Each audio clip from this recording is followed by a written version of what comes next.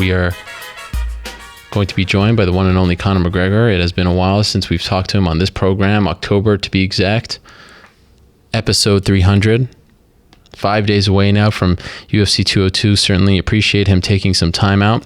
Other news announced since we last spoke, Travis Browne is now fighting Fabricio Verdum for the second time. Remember, they fought at UFC on Fox 11, I believe it was, in Orlando, Florida. That was a very important fight. And Travis Browne was hoping to get a title shot after that fight. He did not win the fight. Verdum won the fight, got the title shot, ended up fighting Mark Hunt for the interim title at UFC 180. And the rest is history. So now they're going to fight again at UFC 203. Ben Rothwell is out of the fight. But enough about UFC 203. Everyone is talking about UFC 202. And how about this? Joining us on line number one is the man of the hour himself. The one everyone's been asking to be on this show. The one everyone's talking about. The face of the UFC. The biggest draw in the UFC. The biggest star in this sport. The notorious Conor McGregor. Conor, are you there? What's up, brother? I'm here. Thank you for that introduction. Factual. Conor, dare I say, welcome back. Dare I say, welcome home. Very good, man. Thank you. It's good to be on. It is a pleasure. Thank you so much for doing this. I know you're very busy, so we really appreciate the time. Let me start with this. Because of the fact that you've not really had to cut weight, you've known who your opponent is going to be, you've done considerable less media going into this fight. Would you say that this has been the most enjoyable fight camp of your UFC career? 100%. Absolutely. I mean, it reminds me, although it's a lot bigger, it's on a much larger scale. Obviously, the team and the expenses, the travel, everything. But it feels like it's like the old days. It feels like all I got to do now is show up and fight. So that's all I wanted. That's all I want to do. That's all I truly enjoyed to do. You know what I mean? I just got in this looking for a knock and a few quid. That's it.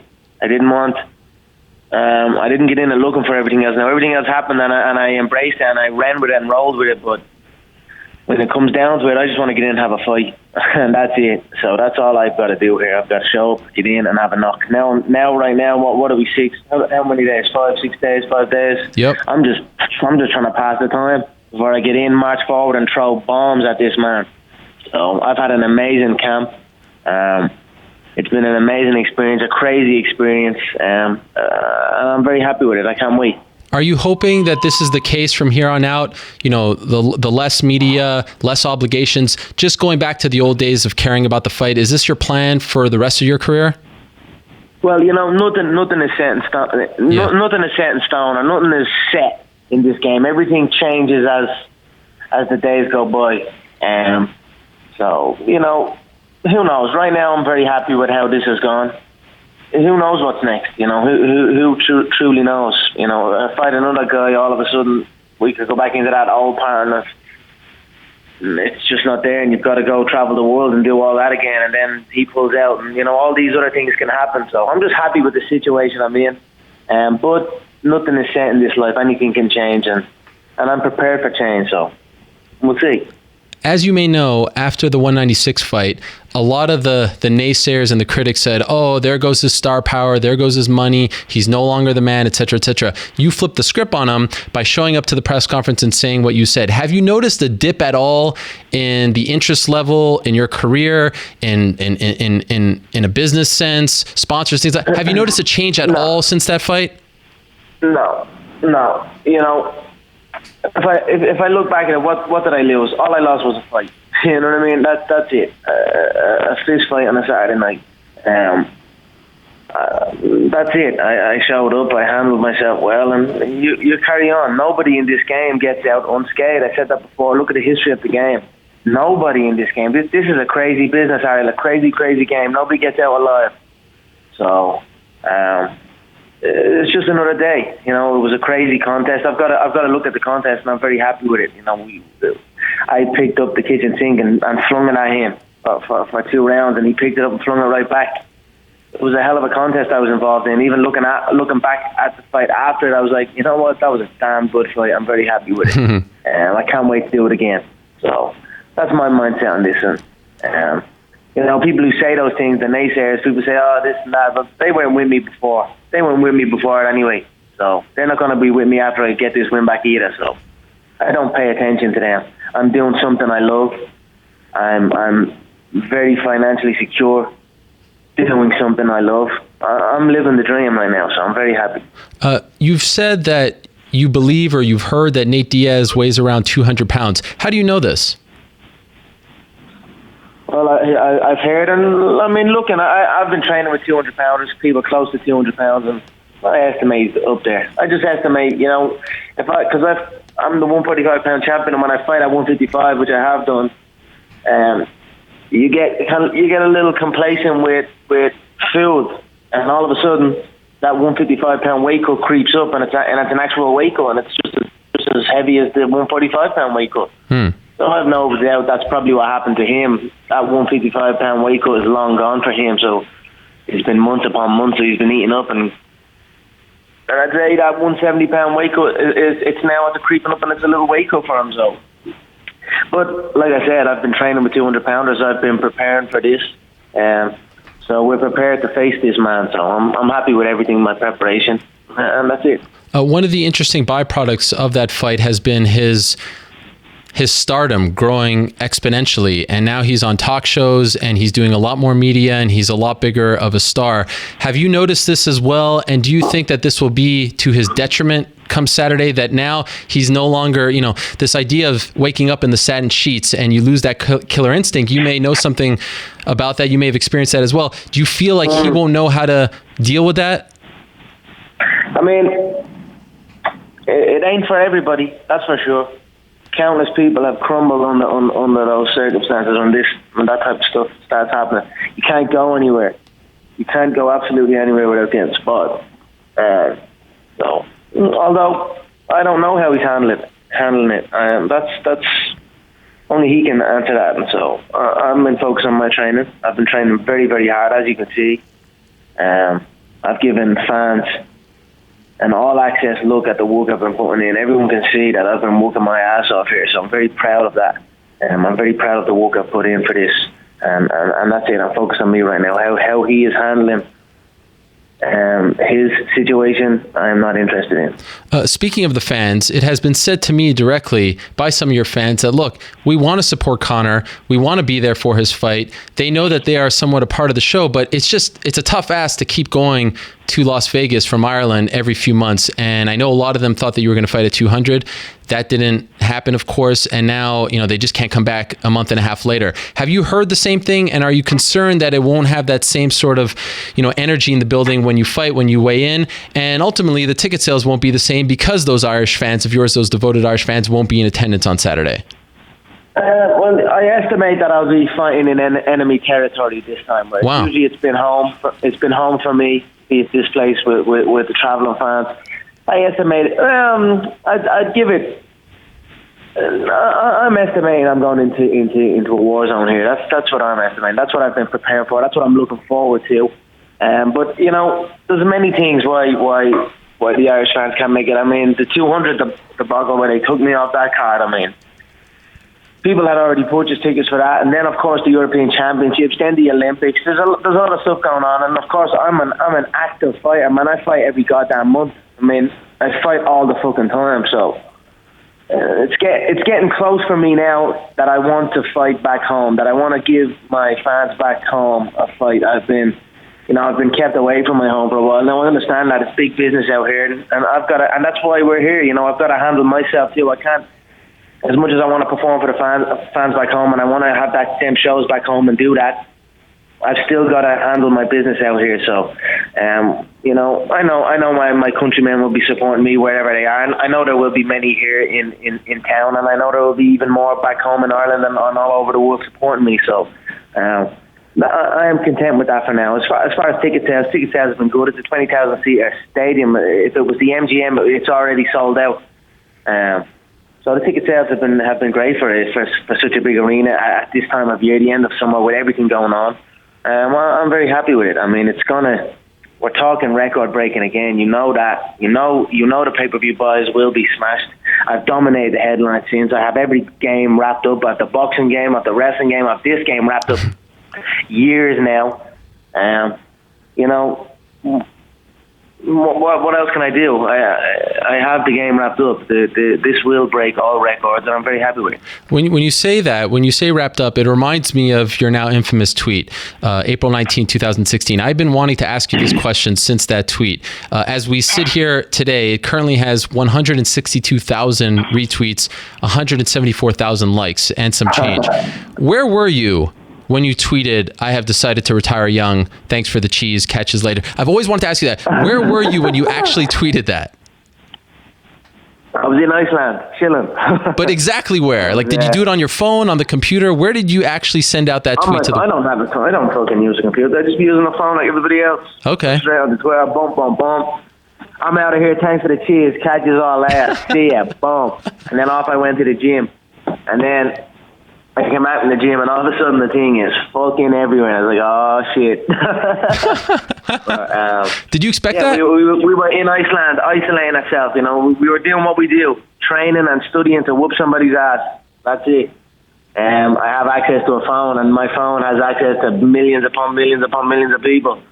So, but you know, it was all. That was another crazy experience. This life is a roller coaster. There's many ups and downs.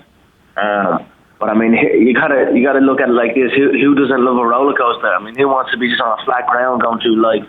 So I've had a great journey on this journey I'm on, and long may it continue.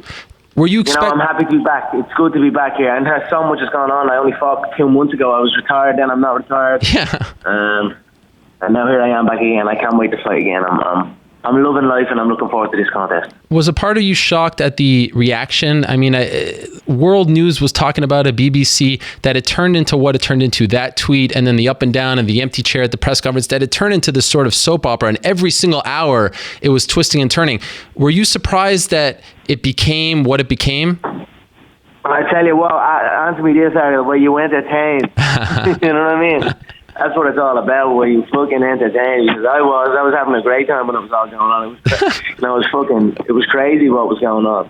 I think that this age that we live in is insane. I mean, the access that we can have and the things that can blow up to from nowhere to everyone. You know, I'm in Iceland in the middle of nowhere in my room.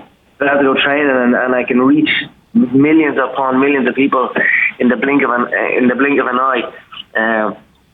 I don't know. I'm fascinated by it, and I think that's one of the reasons why I wanted to set up this news site. And I wanted to go into that side of things because I feel there's opportunities to capitalize on. You know, I think with this day and age, and with I mean, all the news is me anyway. Most of this damn news is me. I've created all these. I see a lot of sites, right? All these news sites that come up, and it's actually my traffic and my stuff that's actually made them into a legit news site. For the most part, and not your one, but your one a little bit, your show and all. I help that a good bit, but not specifically your one.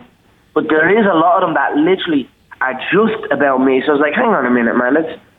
If these guys are building stuff up and making money, well then, you know, I'm gonna build it up and I'm gonna make a little news empire. And I honestly feel like I'm at the foot of this. If I play this right, it can go big. Like I'm only what age am I? 28 years of age. I'm only a young man. So I'm looking to capitalize on all opportunities in this new social media age. I mean, we don't even watch TV. Who watches TV anymore? I mean, there's 40 TVs in this house, and none of us in the house, there's about 20 people in the house, none of us have to have the TV on once.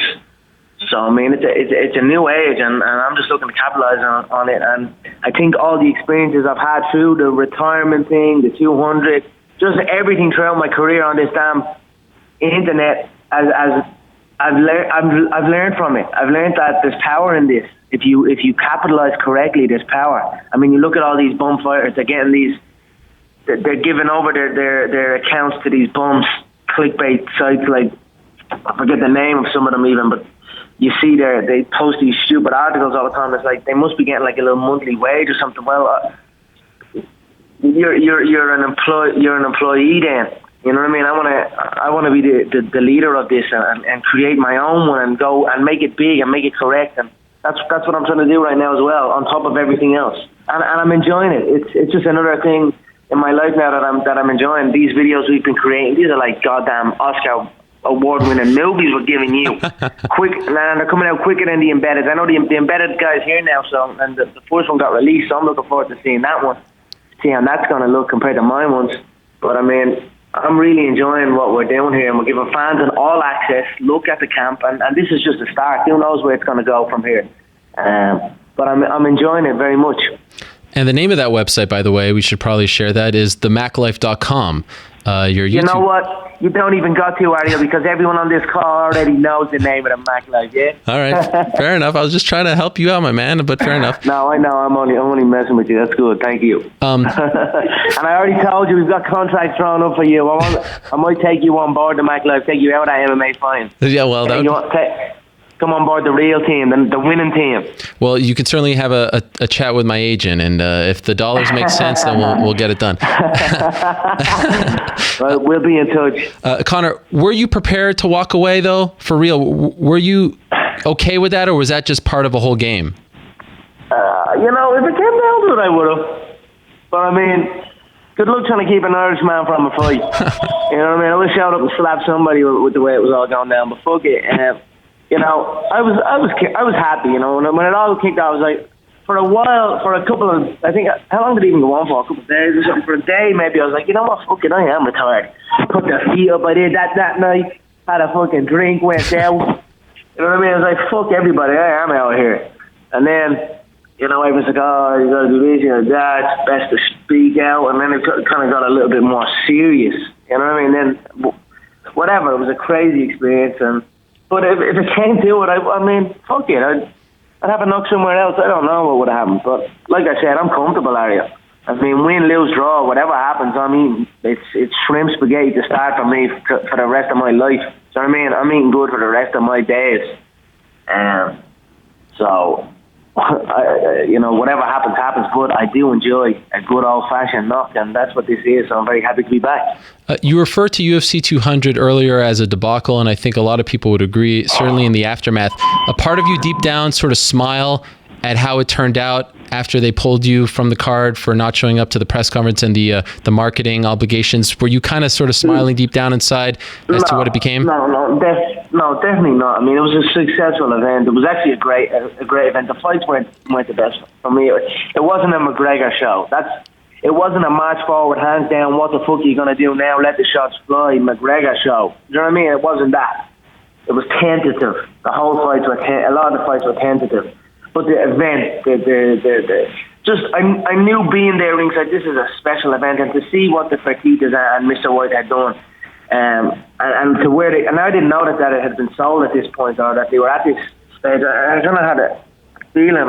We obviously knew something, but I just knew this event was what they had created and what they had built this up to, and I would have loved to be on it. I think they would have loved me to be on it, but to be there ringside and get to witness it with them, and then it was a marquee event for them. It was the final one where they sold. I'm not really even sure where they are now, what the setup is truly, but it just felt like a special event. So I did not wish that to be anything but a success. They have done an amazing job. I mean, what they've done, 2 million to 4 billion, that's insane. And I know there's a lot more money spent in between that.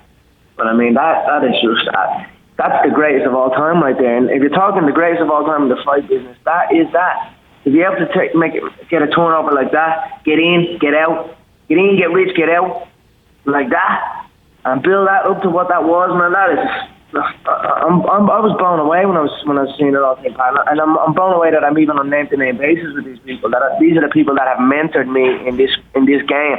I'm very proud of that, and I'll be proud of that till the day I die. I've been surrounded by great people in this business, and I continue to be surrounded by great people in this business, and it was an honor to be there ringside. Of course, before it went down, I would have loved to fight for the family. You know what I mean? I would have loved to put on a show for them once again.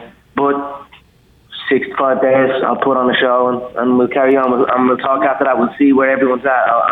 I'll sit down with Mr. Fertitta after, like always, toast a fine-ass whiskey. And see what's really happening, see what's next, and figure it out from there. Well, will you be doing that toast? Because at 201, he wasn't there. The new owners were there. Is he still present as far as you're concerned?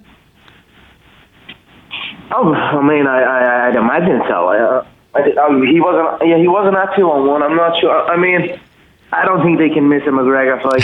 I don't think they're going to miss. I think the whole family is going to be there. I think Uncle Frank and Pat, Lorenzo, the kids, the whole La Familia is going to be there supporting me. So I hope so. I hope so anyway. But I would imagine so. Have you had any contact with the new owners? No, I haven't had any contact with the new owners. But that's another sit down I'll have. That'll be an interesting sit down. I actually have spoke with the guys. He's the entourage guy, right? Ari Emanuel. Yep. Yeah, he came over at 200 and was like, "You think you made a lot of money now, kid? We're gonna make you a lot more," or something like that. And I was like, "Who the fuck is that guy?" And then my thought he was like some kind of Hollywood movie guy or something. And that's what he is as well, right? But I didn't really understand what he was saying. But I guess that's what I guess.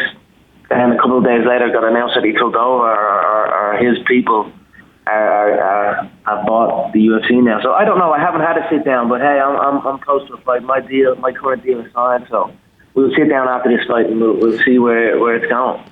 There is a now famous photo of you standing up throughout the entire Frankie Edgar versus Jose Aldo fight, locked in. It's like you're the only person in the arena watching the whole thing as you stand up throughout. What is going through your mind as you're watching that fight? That's my division. That's my division, my belt. And this Frankie kid and his whole team been talking all kind of stuff. So I just want to stand up and let them know I'm here. Let me see what the fuck you have. Let me see what both of you have. And at the end of the fight, I'm seeing Frankie can't touch him, and Aldo's dancing around and playing it safe. And I'm saying, fight, fucking fight. You want this fight again? Take it, win it. You know what I mean? You've got to go and you can't play it safe without like, what? Where's my excitement in that? You're running away and hooking him up. You know, you're just out slapping him, and that he can't come near you, and that's it. That's not. I want to see you come and try and get that fight and really want that fight. And I didn't see that. I saw the same thing I've been seeing. I saw that if we signed the fight again, he's gone running again. That's what I saw. So I just stood up and I was like, I'm here. Let me see what the fuck the two of you have. Right now, a guy I KO'd in 13 seconds holds the interim featherweight title. So all I know is I'm in a solid position right now. So I'm going to be tactical and figure out my next move. But I've got a hell of a task ahead of me. I've got a tough Mexican. So that's all I'm focused on right now, putting this man away in 5 days. Are you still figure it out after that? Are you still thinking at all about MSG? Do you still want that? Because you said that from the beginning. Now that it's a reality and almost here, is the plan to get out unscathed and then fight in New York on November 12th? Let's see. Nothing's set in stone in this game. Everything changes day by day, so we'll see. How's your relationship with Dana White these days? Amazing. My relationship with Dana and Lorenzo and everyone has always been great. I mean, we have moments. We have business moments, like you know what I mean. But our relationship is great. I have a lot of respect for Dana. Like I said, this what they have done in the sport has been truly phenomenal. And to be on name-to-name basis and to be mentored by these people is great. But my relationship is great. It's been no different. I mean, I haven't spoke to him that much since 200. You know, I've been just kind of left, and they've been given what I asked. I've been working, and I don't really know what Dana's position is anymore. I don't really know what. You know, everything's kind of changing right now as I'm preparing for a fight.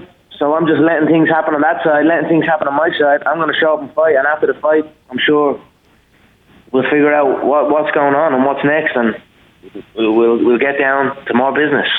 And given how enjoyable this whole process has been, do you really have it in you to cut to 145? Like, do you really care to do that at this stage? We see how it looks on you and how you feel. Why do that to yourself? You know, it ain't an easy cut. But I have nutritionists now on board. Yeah. And that Aldo cut was the best cut I've ever had. The IV was banned. We weren't allowed using IV to rehydrate. I made championship weight, and I rehydrated fully. I was brand new, you know. So the weight is there for me to make. But it's got to be right. I've got to be intrigued by it. You know what I mean? I can't be intrigued by a guy that's been running, and I still see a runner in my eyes when I look at Jose. I still see a guy that I go through the whole shit again, and then 9 days out, hey Conor, you've got a middleweight there. Do you want to fight a middleweight? Okay, then fuck it, I'll fight a middleweight. You know what I mean? It's got to appeal to me, so it's got to be right. So like I said, I've got this guy to take care of, but I'm still featherweight world champion. And after this fight, we'll sit down and I'm sure they'll attempt to make it right, make it sweet for me. So we'll talk then. I couldn't, and with just a couple more minutes, and thank you so much for the time, Conor. I sincerely appreciate it. I couldn't help but smile when it was your birthday, and a belated happy birthday to you when your coach, John Kavanagh, gave you the 2 Cage Warriors titles, because it was on the show that you mentioned that you lost the belts when they took them from you, and you wanted them back, and then it seems like you finally got them back. How did you get them back? Yeah, I mean, well, originally it was John that set it up to have the thing taken away from me, but all these years later, he finally got them back. How? I'm not sure. He had a crazy job trying to get them back. For some reason, they didn't want to give me the belts back. So John put in. I mean, he's been working to get them back for a good while now. It seems like, I think he was telling me like over a year to 2 years or something. He was trying to get them belts. But when he gave me them belts on my birthday, I was blown away. I mean, this training camp has been absolutely phenomenal. John has gone above and beyond for me, and we really came back together, and it's a really coach and student and brothers in arms. You know what I mean? We are in this together, and it's been a crazy journey. Nobody can compare to this journey we are on, and I'm just grateful to have a man like John, a coach like John with me every step of the way, and it's been phenomenal. My birthday was celebrated well. Them belts just reiterated who I am, who we are, where we have come from, what we are doing here. It's just put everybody in a solid mindset, and we have been in that solid mindset since. So it's been a phenomenal camp, and I look forward to having a phenomenal fight to represent my coach and my people. Speaking of that, as you know, the lightweight champion is talking about you a lot these days, Eddie Alvarez. Are you still wanting to get 2 belts simultaneously? Is that still something that you want to do?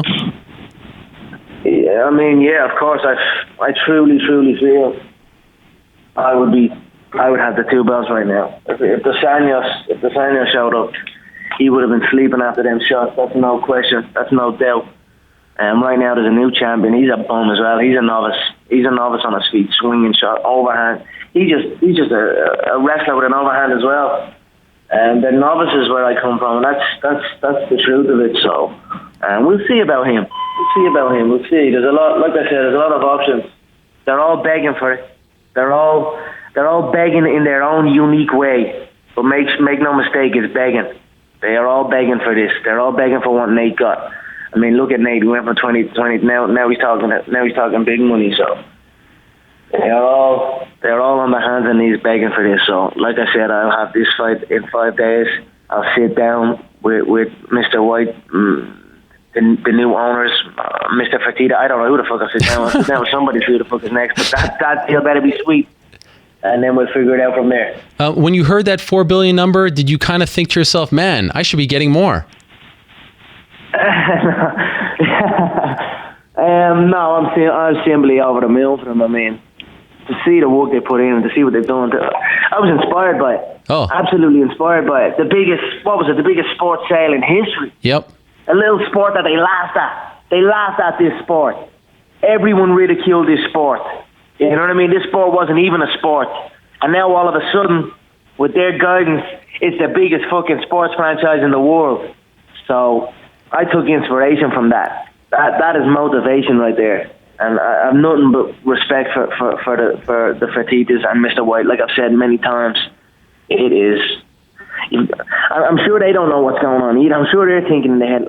Like I read an interview, or I listened to Dana on a talk show, and he's like, after the sale, I locked myself in a room and I didn't know what the fuck was going on. I'd say he didn't know what was going on. I was laughing at that. But I'd say, I mean, you've just got to take your hat off to yourself. You got to give yourself a pat on the back. The amount of work that man has done, the amount of work the Fertittas has done, to get that number, to build that up to what, I mean, the UFC is them. They did it. So fuck me, man. I was just motivated by that number. And you're damn right, I want a piece of that pie. No, let's not get it twisted. I like pie too, so I'm coming for that. I'm coming for some of my pie also. But I took motivation in that sale and that number.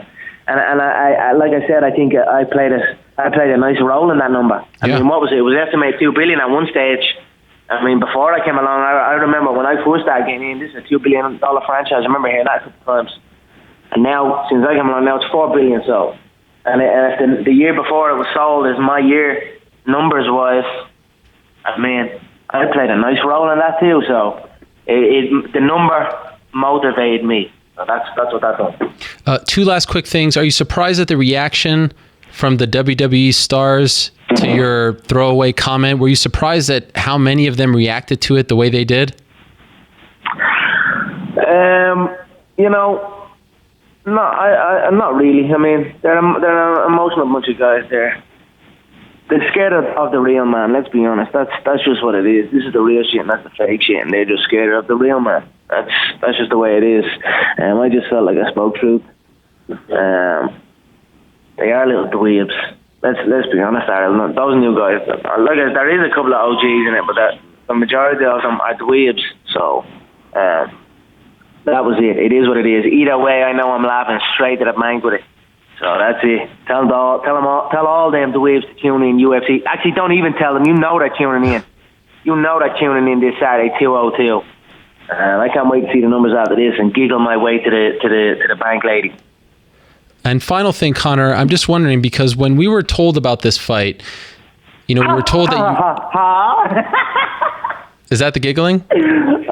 What? Is that you giggling to the bank? That was me giggling to the bank lady, yeah. Okay. When we were told, the 50 Cent song, right? When we were told about this fight, it was you're obsessed. You have to run it back. You have to run it back. You have to get this one back. It has to be the same stipulations and whatnot. In a way, is this a byproduct of your success? Meaning, when you lost to Joe Duffy in 2010, would you have liked to have run it back? Is that a part of your sort of OCD mentality that you need to get it back right away? Back then, you didn't have that clout. Now you do have that clout, and that's essentially why this is happening now? I'm just a competitive man. I want to compete. I want to challenge myself. I don't want easy fights. I don't want to cherry pick nothing. And that's it. I'm looking to challenge myself, and that's it. Here we are again. It's good to be in a position where I could do this. But you win some, you lose some. But we always learn, and that's it. So I feel I've learned a lot, and I'm looking forward to Saturday night to come and show it. Win or learn, as your coach says, right? Yeah, booking stars now. Yeah, Conor, thank you so much. I appreciate it. Scoop that one up, Ariel, and you'll know reading that one. You'll know reading that book, because when I read it, I was actually blown away by John's book, because I didn't. When you hear him talking about how his mindset is and how his coaching is set, it's like, man, this is no Sunday League shit. This isn't like your average Sunday League coach, the way he's thinking. So I took great motivation in reading that book, and I realized that I have a special man and a special coach on my side here. So I was very happy with that. So you can read that also. Oh, I have it right behind me, and he was on the show earlier. Nice. I am in the process of reading it and have enjoyed it immensely. Also, trust me, read it. That ain't Sunday League shit. No, I know. That ain't your average coach. You know straight away when you're reading it. It has been fun being on this journey, watching you from your first UFC fight up until this point. I know the journey dates back well before that, and that's what the book details quite nicely. So I do suggest checking it out if you are a fan of Conor McGregor and just want an inspiring story as well. What a treat this has been, Conor. Months in the making, and I really appreciate you taking some time out to join us. It has been a minute, but you certainly lived up to it once again. Thank you so much for the time. I look forward to seeing you in Las Vegas, and I wish you the best of luck on Saturday night. Thank you, Ariel. I appreciate it. It's always an honor getting on and speaking, and I'll send those contracts over for the Mag Life shortly. Check them out. I will. The Mag Life with me. I look forward to it. You know what they say, if you ain't macking, you ain't stacking. Thank you, Conor. There he is. Thank you. If you ain't macking, you ain't stacking. That's good. That's a good tagline. I like it. That was fun. Great to hear from him again. Like I said, it had been a while. The first time it was with blueberries, no pots to piss in. Then we evolved. We had the Cole Miller situation, the back and forth there. What else did we have? We had rehab. We had post Brimage. pre Brandao, pre Steve Collins, with Steve Collins, pre that fight. Which was that fight? Max Holloway, right? We thought it was going to be Andy Ogle. It's been a fun 3+ years. It really has. And Saturday night is a big one for him. He's asked for this. He asked to put it on the line. He asked to run it back, as they say, and he's getting exactly what he asked for. Conor McGregor is fighting Nate Diaz on Saturday at 170 pounds. It came together in just 11 days when they fought at UFC 196. They get a full training camp this time. They get a lot of ups and downs leading up to this point. What a long and winding road it has been, but we are finally here, 5 days away from one of the most anticipated fights in UFC history. Exhausting. An emotional roller coaster, but here we are. It's going to be fun. Any final words, Mr. New York Rick? Someone from an unknown number keeps calling me throughout the damn interview. They keep calling me, and they're calling me right now. I think you have to answer it on air. Let's do it. Hello? And they just hung up. That's a lot of fun. So they were, look how many, and I just heard myself. And they keep calling. 42 minutes ago, 36 minutes ago, 34 minutes ago, 31 minutes ago, 26 minutes ago. How many missed calls did I get from unknown?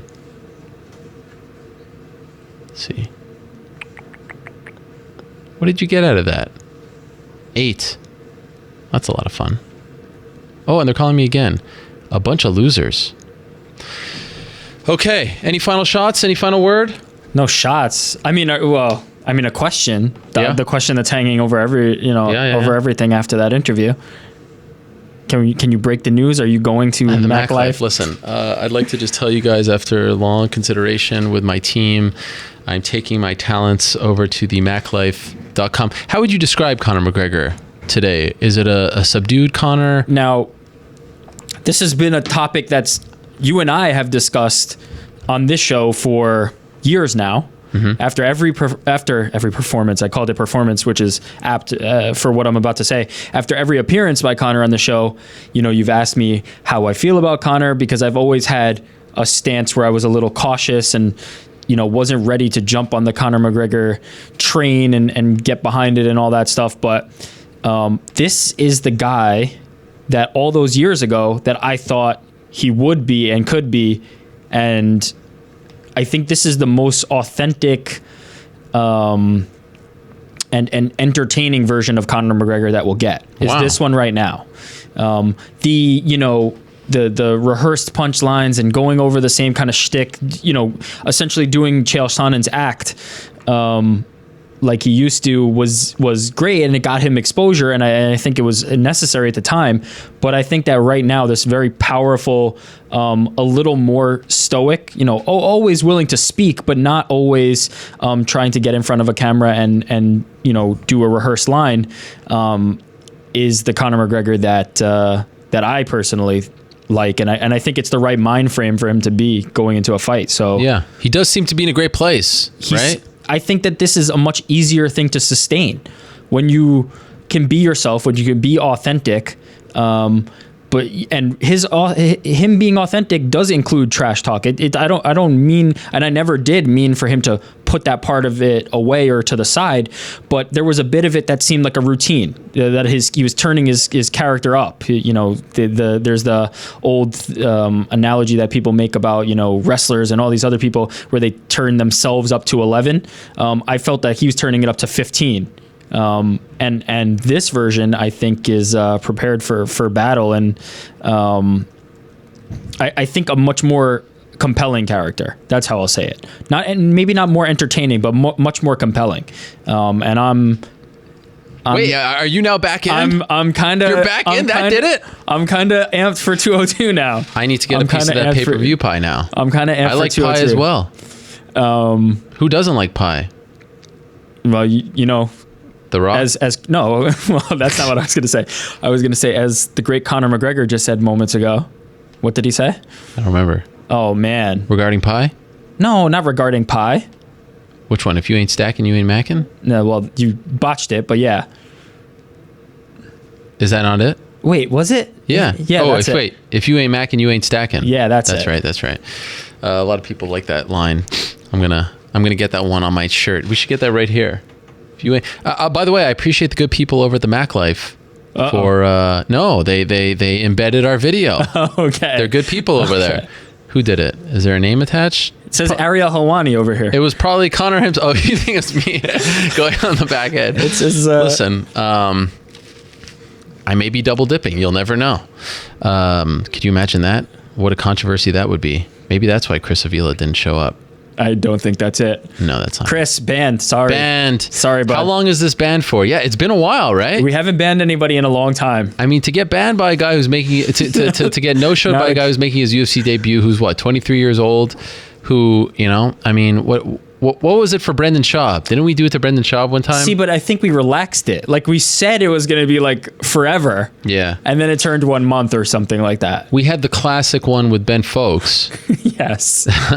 We even made him a video. One of my first things that I did for this show was making a video for the return of Ben Folks. And the classic part about that was you made the video and then the show never happened because my first son was born. Yes. That Monday.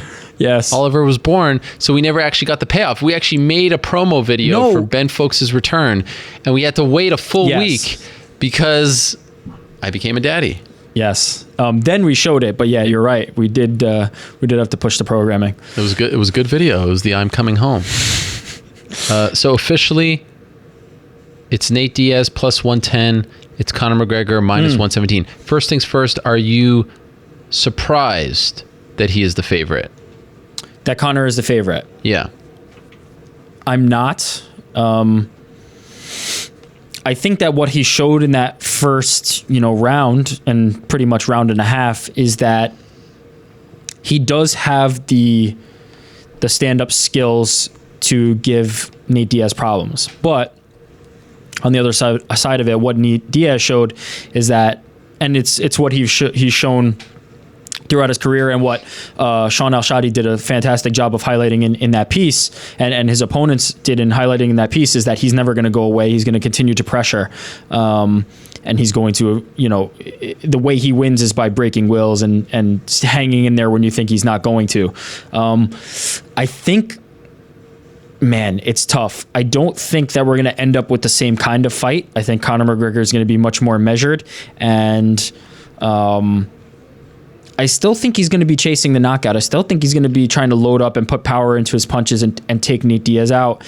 I don't see him, dancing around trying to get a decision, outpointing Nate Diaz, because I don't think that's an effective strategy.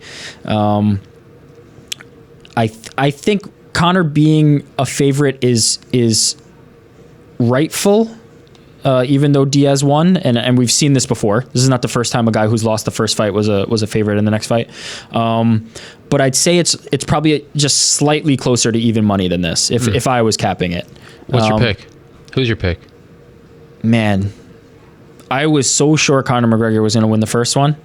Could not have been more wrong. I think McGregor is going to get it done and set him up for all these incredible fights that he had in his mind already. I think McGregor is going to get it done. I'm not sure how. I feel like you just said the opposite at the beginning of the show. Am I crazy? No, what did I say? Did this interview really change you? No, what did you think I said at the beginning? I feel like you said that Nate was going to win when we were talking. Am I wrong? No. I never said that. Conor's going to get it done? Second round? I think, no. I don't think that Fourth early. round? I think later. So you're going with Kavanaugh's pick? Yeah, when I play it out, I think Conor, I don't think Diaz can fight a better fight than he fought the last time, in the sense that Conor was the one pushing the pace and had him on the back foot, and eventually he sustained that and then overwhelmed Conor McGregor. But I think that's how he's always going to fight. Diaz's style is that way. There's not much he can change up to kind of make this fight a little bit different. I think it's more, the onus is more on Conor to change what he did coming in, because I think, again, he's going to be dictating the pace a little bit early, and I think he's going to get it done. I think he's going to change enough to get it done, but as I said, I think it's closer to even money. I'm not confident in that pick. I think this is a close fight. I think Diaz has all the tools and capabilities to do exactly the same thing he did last time. I just don't think he will. I do see Conor McGregor getting the win this time. All right. And what about this? What has been the narrative as far as Conor is concerned since he became this draw, since he became this star? What have people said about him? What has been the knock on Conor? The main knock on Conor since he became the star? In terms of fight aspect, like no. Are you talking in terms about of the whole package? I don't know. That he's too egotistical. I'm not sure. What is it? Well, it plays into that it's all about him, that he thinks he's the man, that he shows up an hour late, that the press conferences start late because of him, that it's all on his terms, that he wants more money, that he wants this, that he wants that, he wants this. That's all been the chatter, right? Yep. On the MMA Hour, what time was he scheduled for? 4 p.m. Eastern time. What time did we get him? 4 p.m. Eastern time. Conor McGregor is a very smart man, and he recognizes the show of shows. He recognizes the platform of platforms. So yeah, maybe on Wednesday he'll be a little late, but he wouldn't dare do that on this program. He wouldn't dare do that on the program that made him, that brought him to the world, that brought him to the masses, that exposed him while he didn't have a pot to piss in, while he was just eating blueberries, while he was dreaming about this restaurant, about some paleo pizza chicken thing. You remember that? I do. What was it called? Oh yeah, like I'm gonna pull that one. Good times. It was nice. Felt like, old friends catching up again. There it is. There it is. I mean, I can't cut a better promo than that, so let's dip out on that one. All right. Godspeed. Assalamu alaikum, my brother. You can hit my music. Fun show today. Got to tell you, I think I lost 48 pounds doing this show. But in the end, our guy comes through. How about that? And yes, I'm wearing shorts again this week. You know why? Because it's very hot outside. It's almost 100 degrees. It's crazy out here. And it's not just like a normal 100 degrees. It's a very humid 100 degrees. When I walk from here to the train station, it's like I'm literally it's like coming out of my pores. I'm sweating like crazy. Anyway, I need to take a shower. Whew. But what a fun show. Here we are, UFC 202, 5 days away. Wow, can you feel it? I certainly can in this empty studio all by myself. I can feel it. I wish it was happening right now. T-Mobile Arena, Las Vegas, Nevada. It all kicks off Wednesday. Press conference. Guess what? MMAfighting.com will be there from beginning to end. Hopefully, doing our thing. Looking forward to it. It's going to be a lot of fun. I want to thank Sean Al-Shadi for stopping by. I want to thank Damian Maia for stopping by. Don't forget about UFC on Fox 21, August 27th. That's in less than 2 weeks in Vancouver, BC. I want to thank Artem Lobov for stopping by. How about John Kavanagh coming back? Keeping up with tradition. Where's that book? There it is. Win or learn. There you have it. John Kavanagh's book. Check it out if you haven't. And also go to that appearance Thursday. It's on his Twitter. I retweeted as well. Best of luck to him and the team on Saturday. Thank you very much, Jeff Boris. Best of luck to him. And of course, thank you very much to Conor McGregor. Best of luck. Nate Diaz, Conor McGregor. Fight week finally here. Thank you so much for watching the show. If you missed it, iTunes, Stitcher, YouTube, all that good stuff and more. Same time next week. Till this episode. Somalia.